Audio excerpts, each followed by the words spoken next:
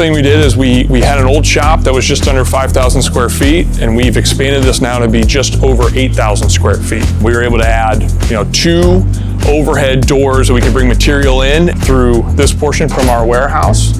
And then it comes into the staging area where we have some of our component inventory. We have an automated cutting machine here. So instead of it just being a manual operation, we now have the opportunity to use an automatic piece of equipment to help speed up some of the large jobs that we're cutting multiple lengths of the same cable. As we move through, we get into what was just the portion we had before, which was right around 4,000 square feet. Our builders were right on top of each other. You had materials all over the place. As you can see, we do have some nice open space so we can spread out with our builders. But also, as we are going to keep adding capacity and the expansion, we can add more builders in here as well. As you see over here, we have some of our builders that are lined up against this wall. Really nice thing we added with all of our equipment in here was to get as much as we can up on casters. So it's very modular. So if we have a big job coming up, we want to set up a cell, we can easily move those, make it a much faster process.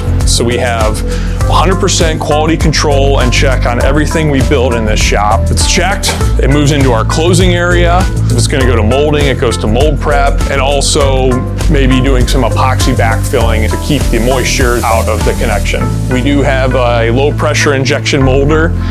If it goes through molding or closing, it then moves to our secondary QC. We use Cirrus machines, so we have some automated testing there.